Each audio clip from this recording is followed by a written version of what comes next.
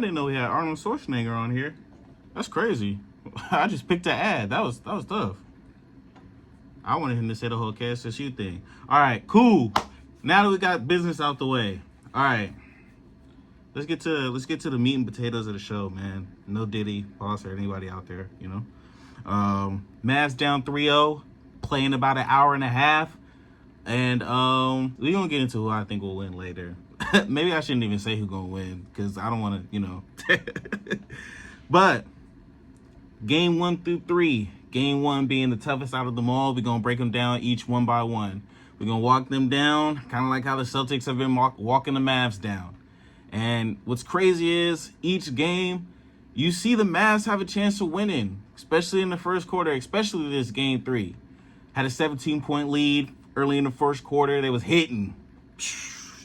Kyrie going crazy. Luka going crazy. Lively in the mix. Gafford blocking shots. You know, it was looking like one of them ones. It was looking like this was their game to win. Like I said, we're going to walk them down each one by one. Game 1 was probably the least competitive game out of all. Not probably, it was the least competitive game out of all. In the beginning, it wasn't looking like that, but Celtics went on just running them runs to where they was knocking down threes, getting stops, getting out in transition, getting dunks. And they was up by 30 before you could even blink. It was up by 30. Check this. But this is really the 3-point shots, the second chance opportunities, the defense, and I said second chance points, right? Second chance. Those 3 things right there are the turning tides of this series.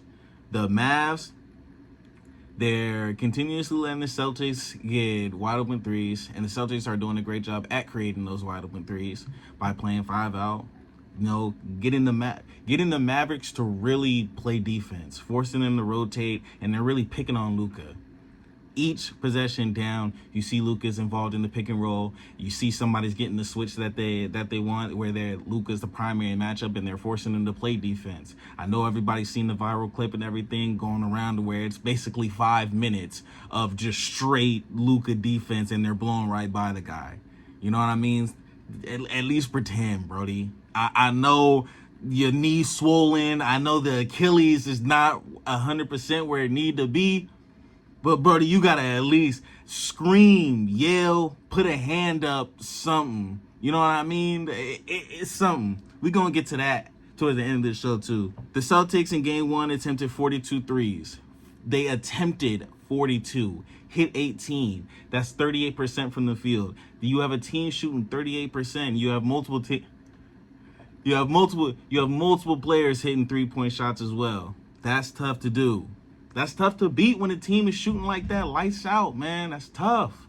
38%, and you had 7 players who hit multiple threes. That's the first time in NBA Finals history. That's a record. 7 with 2 or more threes. That's tough, man. All 5 starters in double digits. So going into game 2, we realized that the Mavericks bench, anybody but Luka has to step up. You know what I mean? They focused on Kyrie, man. And that's the person who I thought was going to be the turning point of the series and really help the Mavs get over the hump because, oh my God, I'm over here knocking down my... Okay, calm down, Isaiah.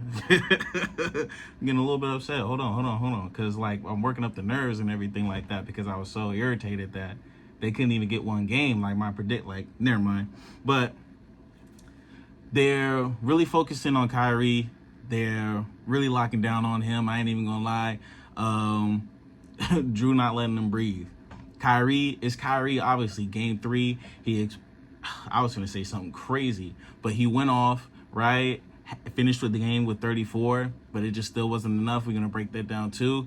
But as far as game 1 and game 2, you really see that they're really pressuring the ball. You see the Celtics picking up full court, really pressing the Mavericks and really making them play faster, just a little bit faster than what they're used to. Not to say that they can't, because they have athletic guys that can run out and catch lobs, and they get into transition and create most of their buckets from the paint, which is off fast breaks, which is off those lives to Derek Lively and Gafford and everything like that. But it's been tough this series, right?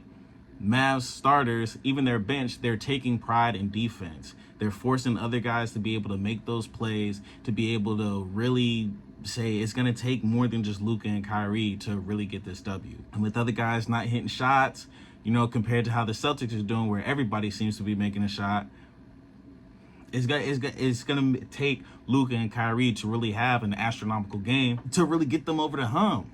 Which, like I said, this Boston Celtics team only lost 18 games this regular season. 18. It's other grown men in the league. We realize that, right? Like, we're talking about the NBA, where amazing happens. We're talking about grown men here. And y'all only lost 18 games? That's tough. Celtics ended up taking that game. Game 1 there, boom. So right here, I wasn't really tripping. Or, I'm not gonna lie, that's a lie. I was really worried. I'm worried because in the series, in the finals, or even just throughout the playoffs, it's all about matchups. Whichever team is able to match up well and have other pieces to where they're able to disguise their weaknesses and really play to their strengths, that's really who's gonna win. And the Mavericks are doing that. They match up well. They could switch everything. Everybody guards. Everybody plays defense. So for the Mavs, you can't do a guard-to-guard pick and roll with, let's just take Luka and Kyrie, because you're having the same type of defender guard you, right? They could switch. They could rotate. Or even if they double team Luka off the pick and roll, they blitz him. They can do that. They can play drop coverage if they want, because their one-on-one defense has been solidified already. They can do one-on-one. They can switch. They can blitz. They're not going to play drop coverage because they're trying to bring that pressure up. They're trying to pressure the ball to create those turnovers, to get in transition easy and create those easy buckets, right? So that was game 1. Game 2, different story. Mavs came out swinging. What? Derrick Jones Jr. steal late in the second quarter. In and out over Tatum and one. They got the lead going into half. I think they was up by 1. And this game really just came down to the Mavs ended up losing by 7, but they missed 8 free throws. They were 16 for 24 from the free throw line. So I'm not no mathematician, but y'all can do that. You lose by 7. You missed 8 free throws. You know, even with the performance that the Celtics had from 3, shooting 10 for 39, they're still getting up more attempts. They still hit more threes, and they went 19 for 20 from the free throw line. On top of getting second chance opportunities, because the 3-point shots that they're getting, long shots create long rebound opportunities. So for the Mavs, it's either everybody's trailing or everybody's in the paint. Nobody's really boxing out. Nobody really has their eye on their man. So when the shot goes up, the ball's hitting the ground, and Boston Celtics, they scrappy. Jaylen Brown getting to it. Pritchard is getting to it. Drew Holiday is getting the second chance opportunities and getting layups at the basket. Later on down the game, especially the closer the game is, those add up and those make a difference, right? So that's why we're seeing, like, the Mavs, they have the talent, they have the team. It's just the Celtics is just a little bit scrappy, right? Playing with more intensity. They're doing what they're supposed to be doing. and that's really it. So boom, that's game 2. Celtics ended up winning by 7. So now we get into game 3. This is the game I'm thinking, Dallas, y'all at home, right? Y'all back in, y'all there. Y'all right there. Y'all got the home crowd behind y'all. This is where we really turn up for real. This is where y'all really get over that hump, get that extra notch of confidence to where y'all really ball out and take this W. And in the first quarter, you really saw that, especially in the beginning. That's how all these games went. I'm not gonna lie. First quarter, if the NBA Finals just went up to the first quarter, the Mavs would have the chance of being the champions right now. No cap. No cap. Because the first quarter, man, they smooth. They is smooth, I'm telling you. Kyrie was hooping, Luka hooping. They getting out in transition. Daniel Gafford catching lives. Derek Lively dunking the ball, right? They're getting fouls. The Celtics are getting, I think Tatum picked up 2 early fouls, kind of early. That makes a difference, especially early in the first quarter. You can't be as aggressive on defense, which means, that affects things. You can get more opportunities at the basket because guys aren't trying to foul you. That's the Mavericks' bread and butter. pick and roll, lob or a little float and everything like that, getting to the basket, getting easy layups and everything like that. We already know Kyrie is one of the best finishers to touch a basketball. So getting to the rim, getting to that Baja ain't never been a problem for him. But yet again, the Celtics just go on those runs, and they ended up finishing the first quarter down 1. It was 31-30 going into the second quarter. And a play that really changed the tide and really showed me how this game was going to go out was Luka did a step back 3 at the top of the key, and he falls trying to draw a foul. Jason Tatum was on the closeout. As soon as he closed out and saw Luka fell, he took off down the court.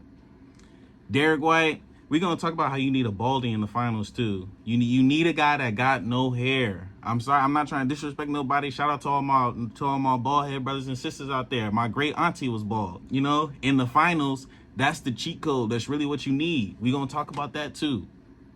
But yeah, Derek White gets the rebound, outlet sit to Jason Tatum. Jason Tatum dunks it at the end of the first quarter. Plays like that is what switches the momentum, what changes the tide of the game, right? You have that. They were just up 17, right? We didn't shoot the ball that well. We got off to a slow start, and I'm talking from the perspective of the Celtics. Didn't really get off to the hot start that we wanted, right? Yeah, we know we up 2-0, but if we win this game and go up 3-0, that really puts a stamp on it. And really, when a team goes up 3-0, you really see the energy of the fans, the players. It all gets like just depleted.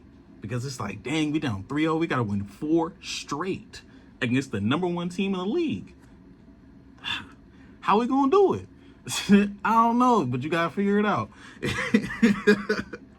But yeah, you see the whole tide change. And it was tough to see.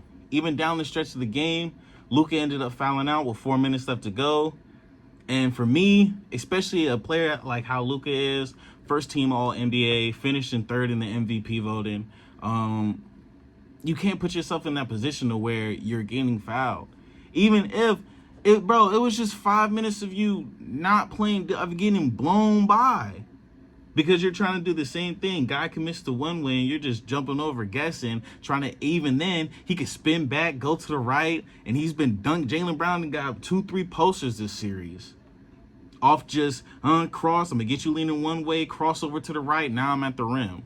Or the Baja. Then honestly, to top it all off, everybody has been saying how Tim Hardaway needs to be in the game, Tim Hardaway Jr. And there is some guys off the bench that they could put in because you need guys that can create their own opportunities to score. The Mavs, and you look at all the games and everything, especially when the Celtics are shooting the 3 ball at a high clip, their assist rates are going up.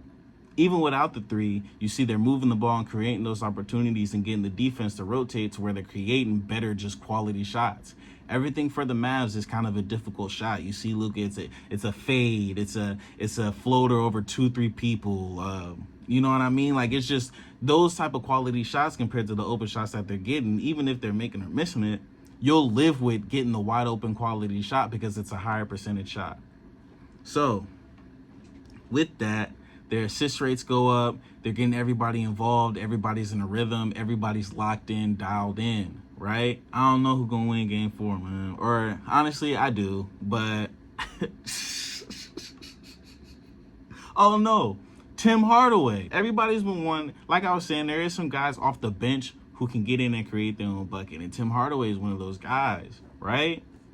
Game 3, he gets in. I'm like, okay, cool. He's out there. This is going to open up the lane. This is going to get him to play defense even more, to create opportunities to drive the lane for Luka, Kyrie, even Jaden Hardy that's in there. He could create his own buckets and get his own shots and opportunities, hit the 3 ball at a high clip, a good percentage. Why isn't he playing? Tim Hardaway, he finished with 0 points, 0 for 7 from the field, 0 for 4 from 3. So you're going to hear me a lot say over. And when I say he went over, like he went like 0-4, that last number, whether it was 0 for 7, 0 for 10, 0 for 15, it doesn't matter what that second number was. Bro went over. in the NBA Finals in Game 3, when your team needed you the most. I know he ain't mean to do it on purpose. I know some of them shots felt good and wanted to go in. He wanted them to go in. He at least wanted to hit one, but the ball just wasn't falling for him. He went over. Luka fouls out late in the game. Even down one, Mavs just didn't have enough. Jaylen Brown, Jason Tatum, being the duo that they is. Tatum had an excellent third quarter. Jaylen Brown put him away in the fourth. Who gonna win Finals MVP? I really don't know. It's between them two for sure. Celtics ended up taking Game 3, so that leads us into Game 4 tonight, with the Celtics being up 3-0. And like I was saying earlier last week, it's really the Boston Celtics versus everybody else. Nobody really wants the Boston Celtics to win. It's really the Boston Celtics versus the whole basketball world. And so you just look in the basketball world, scrolling through Twitter, scrolling through all social media. People depressed, man. But you see a lot of people out there with some hope still, hoping that something can change around. Maybe the Mavs end up winning 4 in a row. My prediction, even if they win this Game 4, man, going back to Boston Game 5, you just prolonging the inevitable, man. Again, you never want to get swept, but at the same time, what more can these brothers do, man? They giving it everything that they have, and it's still not enough. You ever gave everything that you had, and it's still not enough? You know how messed up that? You know what you feel when you in those moments? You gave everything there's nothing more you could have did. There's nothing more you could have did. They're taking the shots. They could create more 3-point opportunities. I ain't gonna lie, because 42 3-points attempted, and you only have 27. That means they are launching it. They're launching threes, man. They're launching it. Even Game 3, the Mavs had 52 points in the paint. The Celtics only had 36.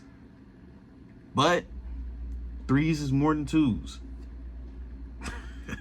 Threes is more than twos, man. And they're getting them up at a high clip. 42 threes attempted. That's insane. That's insane. More than half of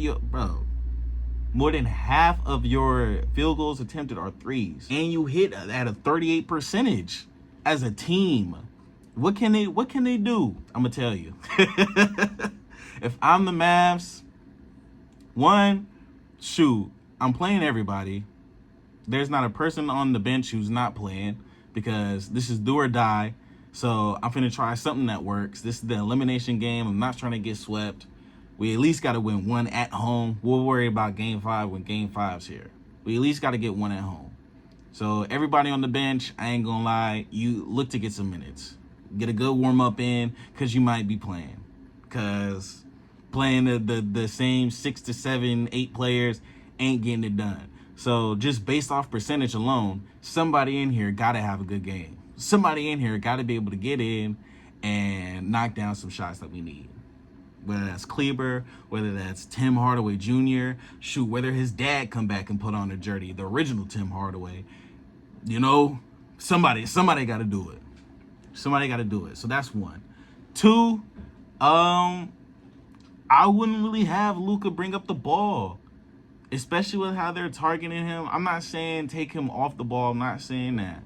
But what I'm saying is they're targeting bro on every possession down the court. He's in some type of pick and roll. He's in some type of split action. He's in some type of he's being targeted. He's being targeted. So you expect him to carry that whole load defensively and do everything that he's been doing on the offensive end. That's a lot, especially for I'm not saying the defense is bad, but dang, bro. Whew, my God. They going at him relentlessly, and it's everybody. I think I even saw Al Horford get an ISO on him. Al Horford? I'm playing. I ain't see that, but but yeah. I'm putting Luka in the post, and then that way I'm forcing them to double there. So what it does is, because they're pressuring you so much, you have a playmaker already in the post that you know can make the passes, and it's not as much work, and you're not utilizing that much energy to get your shot opportunities, especially closer to the basket. We know Luka likes those flows. He likes to get downhill. He'll take that step back three and everything like that, but it's the drive and getting downhill and getting those floaters that really sets it up. So you have him in the post. He's able to make any type of play, any type of pass from the post, and he's able to get to the basket around everybody. Now you're forced to double. Now this creates better opportunities for guys to score and really get downhill, because you're doubling from the post. You're not doubling from the top of the key anymore. You're not doubling so far out to where guys are like passing it to Derek Lively in the pick and roll. You're not as far from the basket, even though he's able to make those plays. We've seen him do it time and time again, but he's closer to the basket. Even he can get some opportunities. Or if you have a pick and roll with PJ Washington, Derrick Jones Jr., you're able to get those guys in a better opportunity and higher percentage opportunities to create the play and make the play happen.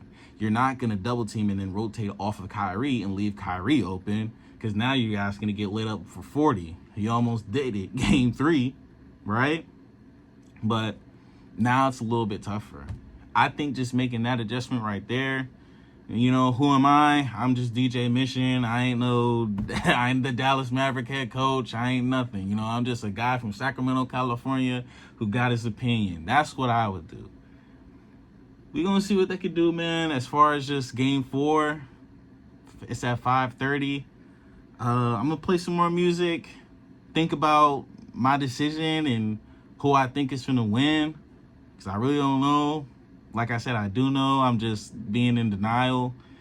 I want to have hope for the Mavs, but at the same time, and especially like, because it's hard to beat a team 4 times in a row, just off the math alone. Like, it's just like, just based off percentages and the odds, like, you're expecting the Mavs to at least get 1. But if that was the case, they should have been got 1. So yeah, I'm gonna play this music, get to these ads, and yeah, I'll be back, y'all be smart. All right, so I know I had the Mavs winning this series in 6. Obviously that ain't gonna happen. I thought the Mavs would be able to get a game. Obviously that didn't happen.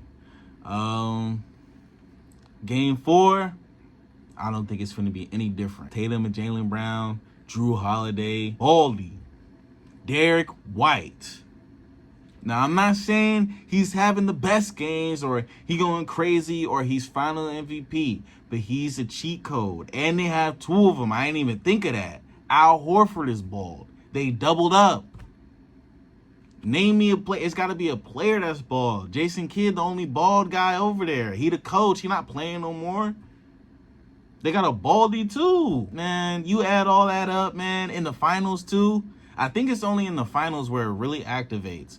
Playoffs, you see the kind of like the attributes start to boost a little bit, but in the finals, you got a bald head. You're playing and you getting like about you a starter too. You playing significant minutes. Your attributes gonna go up, bro. It's just, look at Jordan. Jordan set the tone. He changed the game for everybody else. He changed the game. Everybody had afros. Look at Kobe. Kobe had a fro, but soon as Shaq left, what happened? What happened? Kobe had to cut that. He had to cut that.